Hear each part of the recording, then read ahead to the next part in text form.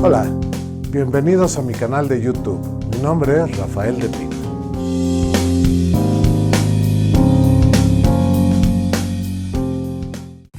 Hola, mi objetivo es que hagas cambios en tu vida para ser más feliz. Hoy es lunes de Administración del Tiempo y vamos a entrevistar a Mariana de Pina. Bienvenida, Mariana. Hola, gracias por invitarme. Oye, ¿por qué no nos das un poquito de antecedentes tuyos? ¿Dónde estudiaste? Un poco de tu trayectoria profesional. Sí, seguro. Tengo 36, casi 37 años. Estudié publicidad, así literal, no estudié mercadotecnia ni comunicación. Me encontré por casualidades de la vida la carrera de publicidad en el SEC del Pedregal y trabajo en esto desde hace 15 años ya. Cuando estaba, no me acuerdo si en sexto o séptimo semestre, a trabajar a una agencia muy grande que se llama Wunderman, y pues de ahí empecé a desarrollarme profesionalmente. La verdad es que creo que soy la persona de mi familia que tiene la carrera más distinta, ¿no? O sea, como que todo el mundo tiene carreras un poco más tradicionales. Y cuando yo empecé a estudiar publicidad, mi papá en algún punto me dio el consejo como de empezar a trabajar cuando todavía estuviera en la universidad, pues porque no tenía contactos, no conocía a nadie dentro del medio, ¿no? Entonces creo que eso hizo que mi desarrollo y mi carrera se aceleraran muchísimo porque empecé súper joven. Y pues nada, en estos 15 años he llegado a un súper buen lugar. Me falta mucho, por supuesto, pero estoy como muy contenta con lo que estoy haciendo ahora y la posición en la que estoy. Trabajo en una agencia también muy grande, siempre he trabajado en agencias internacionales que se llama McCann Erickson, y es mi segunda vuelta acá. Ya llevo casi 4 años y pues nada, muy contenta. Y bien, ¿administras algún tipo de proyectos o cuál es tu tarea principal? Yo tengo una posición que se llama Business Leader, y el Business Leader es el responsable de una unidad de negocio o de un cliente. Para nosotros un cliente es, por ejemplo, Chevrolet o Nestlé o Sanofi, ¿no? Entonces nosotros nos encargamos de manejar todo lo que tiene que ver con comunicación para esas marcas, y el Business Leader es el responsable último de cada uno de esos negocios. Entonces yo me encargo de administrar proyectos y más bien de administrar, tengo casi 50 personas a mi cargo, no son reportes directos, tengo alrededor de 8 reportes directos, pero soy responsable de las 50 personas que ejecutan todos los proyectos para los diferentes clientes que pues tengo laboratorios, tengo marcas de coches, tengo marcas de consumo masivo, también tengo marcas de retail. Entonces tengo gente de todos los niveles y de todas las disciplinas trabajando en mis equipos, y yo soy la encargada de asegurarme pues que todo salga como tiene que salir, que los proyectos se entreguen a tiempo, en costo, que cumplan con los objetivos, que logren los objetivos de ventas, que ganen premios, que la relación con el cliente esté sana, que la relación financiera, contable de cada uno de los negocios esté sano también. Me encargo de ver todo el tema de contratos, también de contrataciones. Entonces, pues sí, soy la líder de absolutamente todo lo que pasa alrededor de esos negocios que tengo a mi cargo. Oye, eso suena muy complicado porque supongo que tienes que manejar desde tus actividades propias hasta actividades de detalles del personal que tienes a tu cargo para asegurarte que estés cumpliendo con calidad y en tiempo lo que haces. ¿Cuántas actividades concurrentes llevas? ¿Cómo las administras? Pues creo que la razón por la que yo puedo manejar esta cantidad de trabajo y esta cantidad de gente y esta cantidad de clientes tiene justo que ver con que he aprendido, por un lado, a delegar, que creo que es una de las cosas más complicadas que existen, ¿no?, cuando trabajas, y por otro lado, a aprender a hacerme la vida más sencilla, ¿no? Si yo no tengo la capacidad de síntesis que se necesita, o si no tengo la capacidad de entender qué es prioridad y qué no es prioridad, y si no tengo la capacidad de ver qué es lo que cada persona del equipo puede aportar, pues evidentemente no podría con esta carga de trabajo que tengo. Entonces creo que en este tiempo que tengo trabajando en el medio, y sobre todo te diría que en los últimos 3 años, me he convertido en una maestra de el multitasking, la eficiencia, pero también como el que absolutamente todo lo que hago esté marcado por un objetivo súper claro, que me aseguro que todas las personas en el equipo tengan clarísimo, precisamente para que el hecho de que yo esté no sea tan necesario. si yo fuera indispensable para la operación, no habría forma de que sacara adelante todo lo que tengo que hacer. Ok, pero ¿y en la práctica cómo lo ejecutas? ¿Es un método? ¿Es una técnica? ¿Qué es? Sí.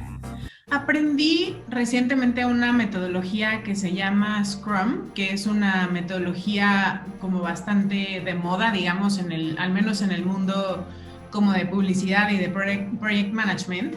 Y como su nombre lo dice, perdón, la metodología de Scrum tiene que ver con hacer como pequeños reagrupaciones, digamos, como lo hace un equipo de rugby, por ejemplo, como lo hace un equipo de fútbol americano, en donde están las personas claves de cada uno de los proyectos.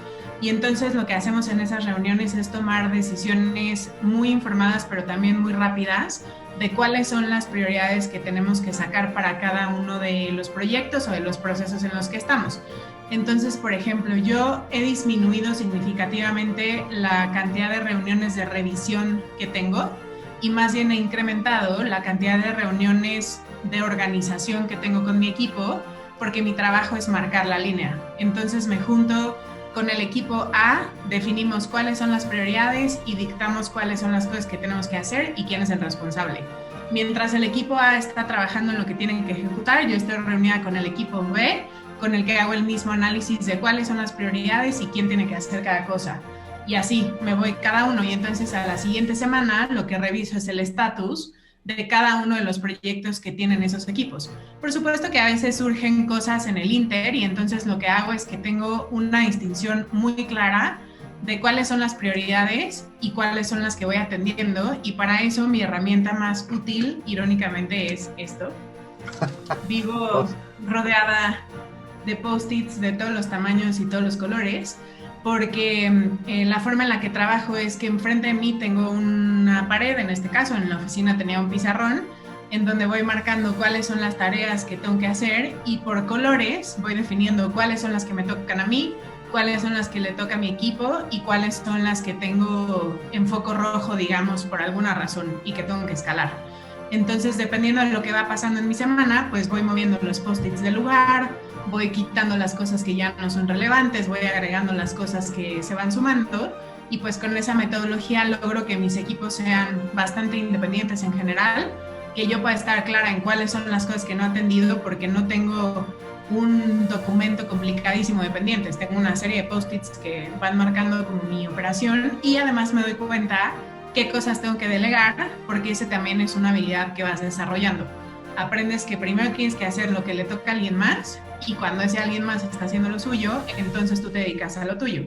La gente suele cometer el error de primero hacer lo suyo y después delegar, y entonces atrasan, ¿no? Como el resto de las tareas que se tienen que hacer.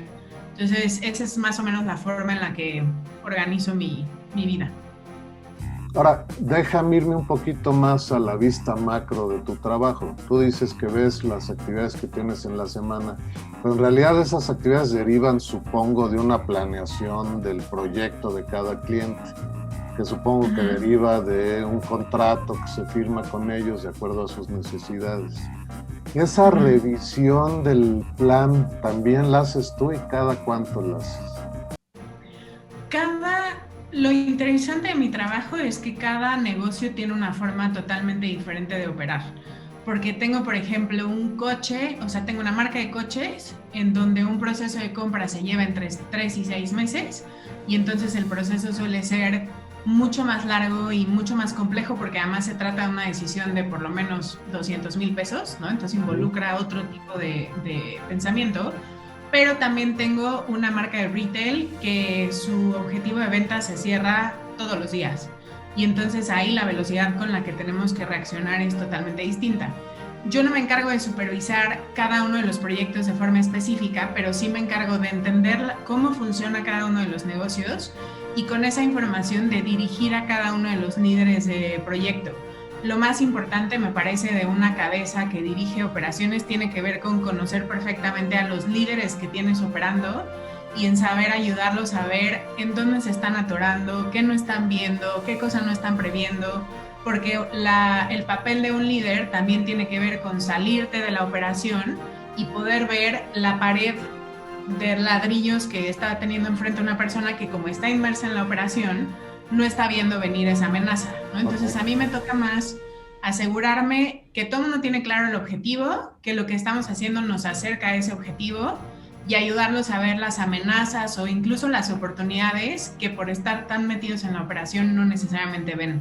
Entonces es un rol súper interesante porque tiene que ver con conocer perfectamente el proceso que ejecuta cada uno, pero poder salirte de la operación para que los puedas dirigir sin tener tú que estar tan inmerso en correr porque entonces se te nubla también la visión, ¿no? Entonces es una cosa complicada de lograr porque muchas veces, sobre todo cuando las cosas no están bien, pues te quieres meter a controlarlo, ¿no? Pero si lo haces, pues entonces no hay nadie viendo desde afuera y viendo la visión como macro, ¿no? Entonces...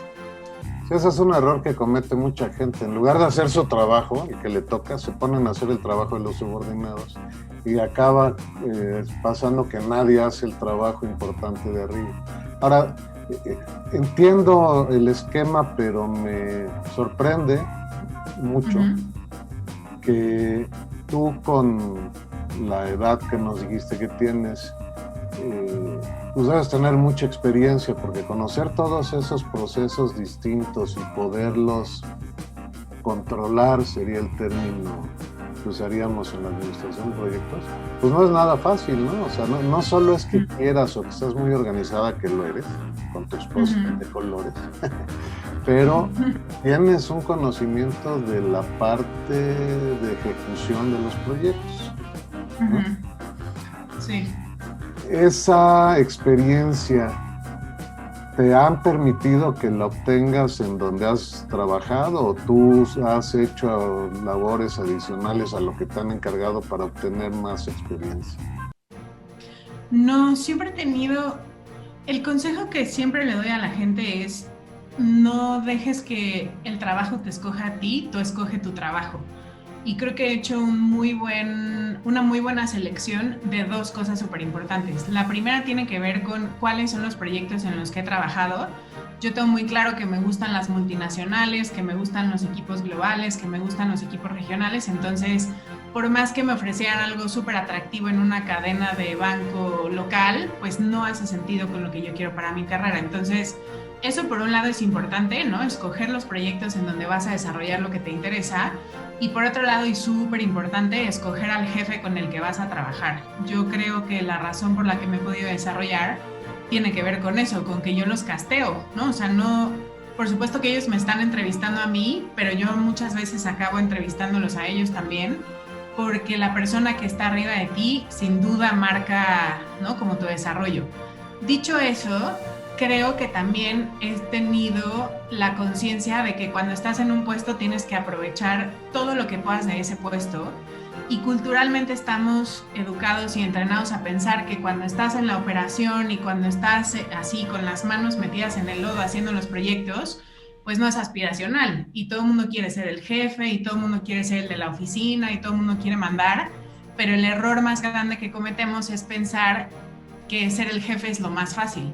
Ser el jefe es lo más complicado, pero un buen jefe tiene que entender la labor que hace cada una de las personas para poder entonces después sentarse a dirigir lo que está haciendo. Claro. Y creo que, o sea, una de las cosas que mejor hago es preguntar, ¿no? Cada vez que mi equipo llega conmigo con un problema y me dice, oye, este proyecto se nos está atrasando en tiempos o no vamos a llegar en presupuestos, antes de correr como gallinas sin cabeza atrás de ellos, les hago preguntas súper básicas. ¿Por qué? ¿Cómo empezó el proyecto? ¿En dónde se nos atoró? ¿Qué de lo que teníamos planeado no está funcionando? Si teníamos un presupuesto estimado y lo estamos sobrepasando, ¿por qué? ¿Qué cambió? ¿Hay una solicitud adicional del cliente o somos nosotros que no estamos siendo eficientes? Probablemente lo que pasó es que, no sé, por ejemplo, el plan que teníamos para una pauta en televisión, pues resulta que ahora es más grande y entonces tienen que entregar más materiales, y entonces a la hora de hacer esas preguntas empiezas a tener claves para solucionarlas. Pues resulta que efectivamente el scope original del proyecto cambió, entonces regresa, eso te dicta qué hacer, ¿no? Si teníamos que hacer 5 cajas y al final me pidieron hacer 8 con el mismo dinero y el mismo tiempo, pues algo está mal, entonces regreso con el cliente. Si lo que pasa es que el pedido se mantiene igual, pero hay un equipo que no está funcionando, pues quién es la cabeza de ese equipo y cómo lo solucionamos, ¿no? Entonces, eso es una de las habilidades más importantes que tiene que desarrollar un líder, porque normalmente prendemos fuego, corremos todos como gallinas sin cabeza y nadie nunca preguntó dónde estuvo el problema, qué es lo que no está saliendo, qué nos faltó, qué no tenemos.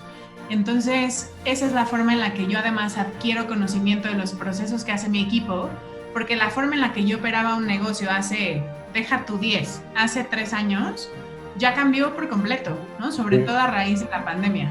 Así es. Entonces, no tengo tiempo muchas veces de tomar un curso, evidentemente no me voy a meter a la operación con ellos, pero en esas juntas de 40 minutos en las que yo les pregunto las cosas claves para ver dónde estamos atorados y cómo solucionarlo, aprendo de qué cambió, cómo cambió, qué nos estamos, ¿no? como enfrentando, y entonces eso me da como muchas claves. También creo que otra cosa que he hecho es cambiar la duración de mis juntas. Mis equipos tienen la dirección de, a menos que sea una cosa que de verdad necesitamos revisar a profundidad, las juntas duran media hora. Entonces los enfoco muchísimo, les pido antes de la junta que me traigan contestadas 5 o 6 preguntas, ¿no? Como muy top of mind. Y en la junta, como ya traen esa información y conforme me van platicando, pues voy sacando pistas o tips de cosas que ellos no necesariamente están viendo o que no me habían contestado todavía y que nos ayudan como, ¿no? con claves de qué hacer. Entonces, son juntas más de toma de decisiones que de sentarnos todos a pensar, ¿no? O sea, como que está mal. Es algo que ese análisis, pues le toca a mis equipos hacerlo. Entonces, creo que también el tener tan claros los roles y lo que a cada uno le toca hace que podamos ser más eficientes y pues que no estemos 4 horas en una junta tratando todos de solucionar el problema de todos, ¿no? Que muchas veces pasa. Ok. En cuanto a no sé qué tanto tiempo le dedican a documentar el proceso, ¿no? Yo creo que es más importante para ustedes ejecutar correctamente, pero de alguna forma pues, también a la hora de presentarle las facturas al cliente pues hay que justificar qué tanto invierten en esa burocracia para documentar, no sé si los problemas también, pero al menos el desarrollo normal de las actividades. Nosotros creemos firmemente que la documentación es la base del éxito de absolutamente todo, porque además trabajamos en una industria en donde hay muchísima rotación de personal. Entonces hay personas que pueden estar 4 o 5 años en una posición. O sea, el otro día te decía, para mí haber estado 3 años en una agencia ya es como, uy, ¿no? Así están a punto de hacer la socia, ¿no? O sea, como que la gente en publicidad dura muy poquito tiempo. Y creo que cuando los procesos se hacen de forma correcta, no se vuelve burocracia. Una, porque sabemos cuáles son las cosas que son importantes documentar. Y 2, porque hay una persona que es la persona que lidera el proyecto y que se encarga de documentar lo que está pasando con los demás. Entonces, la documentación suena a burocracia. Una, porque no está claro quién lo tiene que hacer y entonces nadie quiere hacerlo, ¿no? Como que suena una tarea innecesaria. Ajá. Y, ¿no? O sea, sí. Y por otro lado, porque claro, es como, no tengo tiempo para eso, voy a solucionar el problema y luego lo hago y resulta que esa persona renunció, se enfermó, no fue a trabajar el día del reporte o lo que sea y entonces nadie se quedó, ¿no? con información de qué fue lo que pasó. Eso por un lado. Por otro lado, la forma en la que funcionan los proyectos hoy, normalmente te piden una entrega de resultados, ¿no? Es muy raro que exista un proyecto en donde no se tenga que entregar una documentación de qué fue lo que se pidió, qué se ejecutó, qué funcionó, qué no funcionó, cuál fue el retorno de inversión de esa campaña, porque pues obviamente el mundo del marketing está enfocado en eso, ¿no? No hacemos esto por amor al arte, o sea, tiene que haber una rentabilidad. Si no, no tiene sentido. Entonces, si no, no tiene sentido. Entonces, hay varios puntos en el proceso en donde generamos reportes que poco a poco van formando esa documentación. Entonces, cada punto está amarrado a un reporte que tiene documentada esa parte del proceso. Y entonces, en el reporte intermedio, pues ya sumamos el primer reporte con y al final del esfuerzo, pues no tenemos que hacer todo de cero, ¿no? O sea, venimos de un proceso en el que fuimos documentando poco a poco qué fue lo que pasó. Y tenemos también, o sea, hay que usar la tecnología, ¿no? Hay que aprovechar las herramientas que existen. Puede ser programas como Skills, por ejemplo. Existe una plataforma que ahorita me acuerdo cómo se llama, que es una plataforma colaborativa para equipos en donde vas documentando las tareas y tal. O sea, hay una serie de herramientas que vamos utilizando, pero justo una de las cosas que nos aseguramos que vayan sucediendo es la documentación, porque si la dejas al final, pues olvídalo, ¿no? O sea, no tiene ningún sentido y entonces se convierte en burocracia. La burocracia para mí tiene que ver con tareas que no tienen un fin. En este caso, cada parte de la documentación nos va llegando a la siguiente etapa y si el primer equipo no documentó lo que le toca, pues el segundo no puede trabajar porque no tiene la información completa, ¿no? Entonces, para nosotros al menos es clave. ¿Qué pasa en tus equipos de trabajo? Digo, en todos lados tenemos trabajadores buenos, muy buenos, regulares y algunos malitos. Pero a mí me parece que los más peligrosos de los malitos son los trabajadores que cometen un error o dejan de hacer algo, o lo hacen con prisa y lo hacen mal y generan un error que puede comprometer el éxito del proyecto. Y en lugar de reportarlo, de avisar, oye, aquí me equivoqué, está mal hecho tal cálculo, y en lugar de avisar, la esconden abajo de la alfombra. ¿Qué pasa en el tipo de proyectos que tú manejas cuando descubres que una actividad que debería haber estado hace una semana, pues resulta que habían reportado que sí estaba, pero en realidad no está? ¿Ahí qué haces? Cuando sigues una metodología como Scrum, es muy difícil que eso te pase y te voy a explicar por qué. El Scrum implica precisamente tener puntos de contacto constantes y me voy a regresar a explicar cómo funciona la metodología. Como te decía, Scrum tiene que ver con una reagrupación del equipo clave de un proyecto.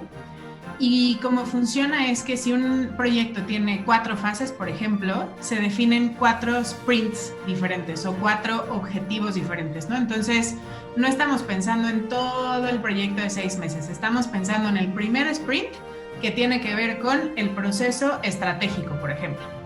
Para nosotros poder cumplir con ese sprint, todos los días llevamos a cabo un Scrum que a veces va de 15 minutos a media hora, o sea, son reuniones súper ágiles que los equipos tienen todas las mañanas, en donde se involucra únicamente a los miembros del equipo que tienen que ver con ese sprint. Es decir, no involucro a la gente que va a filmar un comercial en 6 meses, involucro solamente a la gente que está encargada de darme esa estrategia.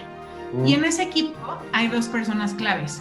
Una persona que es el líder del proyecto y otra persona que es el Scrum Master. Es súper importante separar esas funciones, porque el líder del proyecto tiene la capacidad de abstraerse de la operación y de ver todo lo que está pasando, y el Scrum Master se tiene que asegurar de que se ejecute. Entonces, hay alguien que supervisa y que no está metido en la operación, y alguien que está súper metido en la operación y que dirige las tareas de todos los demás. Ese Scrum Master, después de cada una de las reuniones que tiene en la mañana, envía un reporte de esa reunión. Volvemos al tema de documentación. Un reporte de una reunión es documentación también.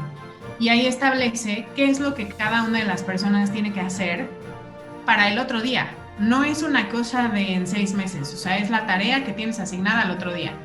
Entonces, cuando tú metes esos mecanismos de control, pues si a una persona se le asignó una tarea el lunes y es jueves y no la ha cumplido, lo detectas inmediatamente. Si no tienes una metodología de trabajo y no tienes documentación, es súper probable que pase eso.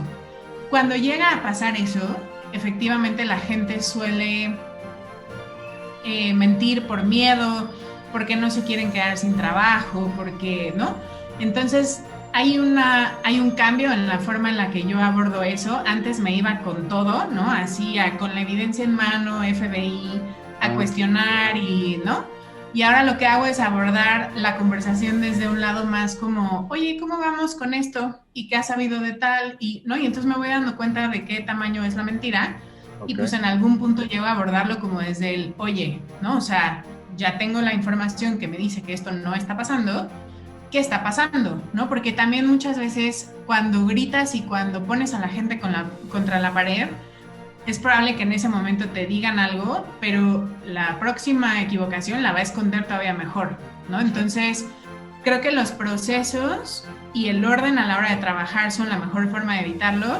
Y por otro lado, el tratar de entender qué está pasando de fondo siempre es más útil que un grito, porque si le gritas a la siguiente te va a tener más miedo, ¿no? Entonces creo que es una combinación, pero es muy raro que nos pase porque tenemos un proceso. Dentro de este proceso, para que puedas hacer lo que dices, creo que queda muy claro cuál es el entregable de cada actividad que se está llevando a cabo. ¿En tus post-its pones el entregable o dónde lo controlas? Sí, y los post-its es un ejercicio que parece muy, ¿no? O sea, como de cómo puede haber una metodología alrededor de los post-its.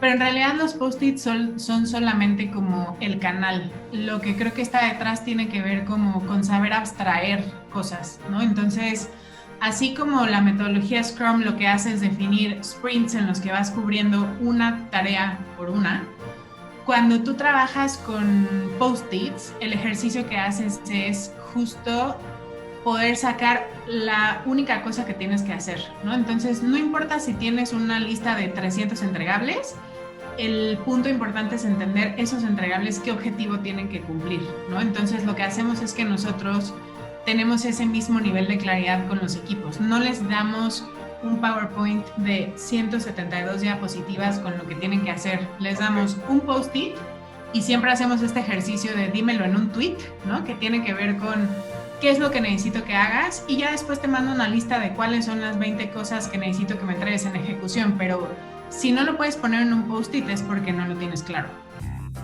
Supongo que también involucran en esos post-its las fechas de entrega. La forma en la que manejamos los tiempos tiene que ver con post-its, pero también tiene que ver con post-its de colores. Entonces lo que hacemos es que nosotros creamos una línea de tiempo de cada uno de los proyectos y marcamos los post-its usando 4 colores diferentes. Los rosas, por ejemplo, tienen que ver con las tareas que no se han hecho y se acomodan en la fecha en la que tendrían que estar. Los post-its morados, por decir un color, tienen que ver con las tareas que ya se empezaron y que están en proceso. Los post-its verdes tienen que ver con las cosas que están atoradas y que no estamos avanzando, que probablemente el legal nos echó para atrás el proceso, lo que sea.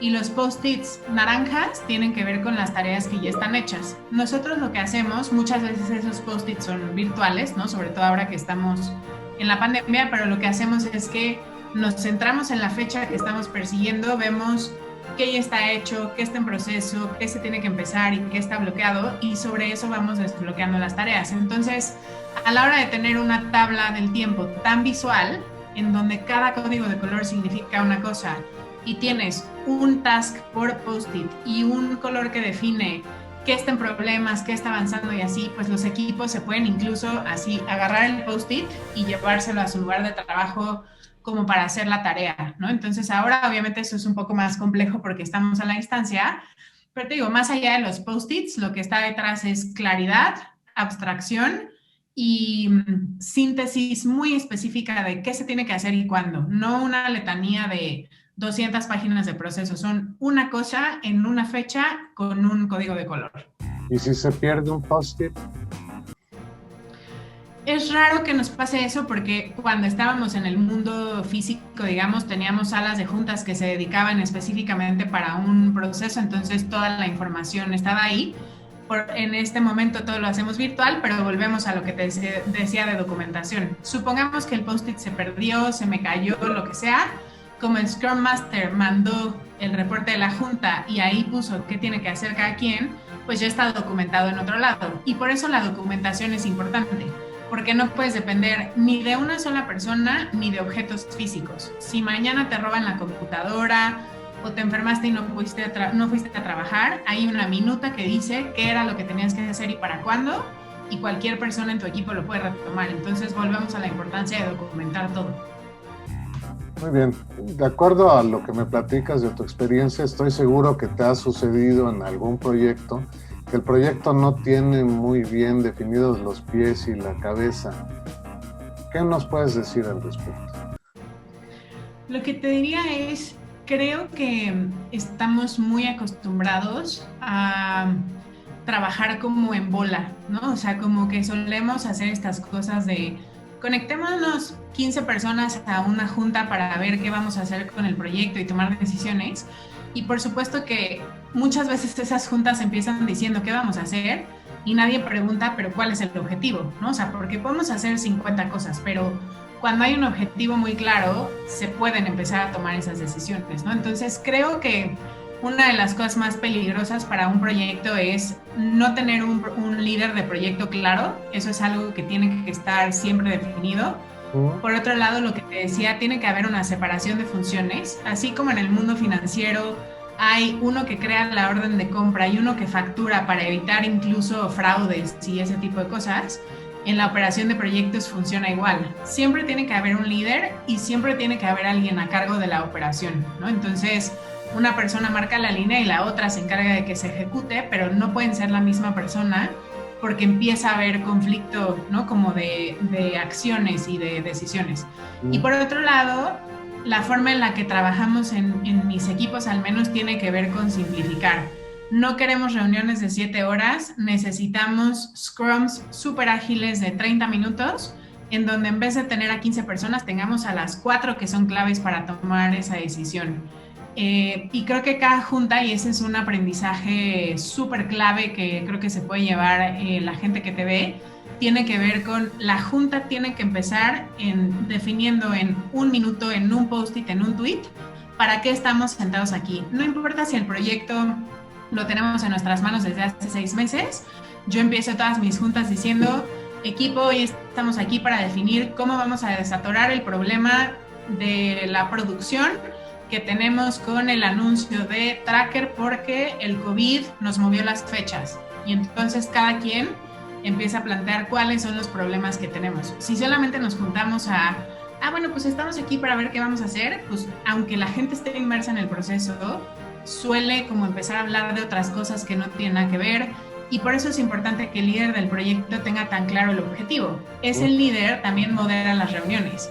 Hay muchas veces que la gente quiere quejarse de las cosas que están mal en una reunión que no viene al caso o quiere platicar de una idea innovadora que se le ocurrió que tampoco viene al caso, ¿no? Entonces, cuando hay una persona con una agenda clara y con el tiempo reducido, las reuniones de verdad son mucho más eficientes y hacen que salgamos de ahí con decisiones clave, ¿no? Entonces, una cosa es colaborar y escuchar puntos de vista, pero el líder de la reunión y el líder del proyecto tiene que ser el que marque, el que escuche las opiniones de todos y el que diga esto sí, esto no, a ti te toca esto, a ti te toca esto, a ti te toca esto, y la persona que se encarga de operar es la que se asegura de que todo el mundo ejecuta sus tareas, ¿no? Entonces, creo que eso, tener claro el objetivo es lo más importante de todo. Creer que ser el jefe es lo más fácil, es la mentira más grande del mundo laboral. Y pues aprender a delegar y aprender a explicarle a alguien claramente qué es lo que tiene que hacer, tan claro como para poderlo poner en un solo post-it, es la clave entre una persona que se va a ir con una tarea clarísima y otra que se va a ir súper confundida, que muy probablemente se va a equivocar y que cuando se equivoque va a dejar que el problema explote porque ni entendió qué tenía que hacer, ¿no? Entonces, esas son los consejos o las claves que yo daría. Muchas gracias, Mariana, por acudir a esta entrevista. Tienes conceptos muy interesantes de aprender. Gracias. Gracias a ti y felicidades por lo que estás haciendo, me parece súper interesante. Nos vemos en el próximo episodio. Gracias por acompañarme en este video. Espero que lo hayas disfrutado. Ayúdame a que esta comunidad siga creciendo y se disemine la información presentada. Si no lo has hecho, suscríbete a mi canal. Prende las notificaciones activando la campana y dale me gusta al video. Hasta la próxima.